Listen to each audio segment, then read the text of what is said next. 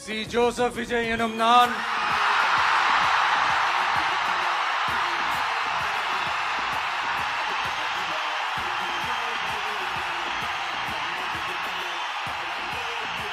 சட்டப்படி அமைக்கப்பெற்ற இந்திய அரசியல் அமைப்பின்பால் உண்மையான நம்பிக்கையும் மாறா பற்றும் கொண்டிருப்பேன் என்றும் இந்திய நாட்டின் ஒப்பில்லாத முழு முதல் ஆட்சியையும் ஒருமையையும் நிலைநிறுத்துவேன் என்றும் தமிழ்நாட்டு அரசின் முதலமைச்சராக உண்மையாகவும் உளச்சான்றின்படியும் என் கடமைகளை நிறைவேற்றுவேன் என்றும் அரசியல் அமைப்பிற்கும் சட்டத்திற்கும் இணங்க அச்சமும் ஒருதலை சார்பும் இன்றி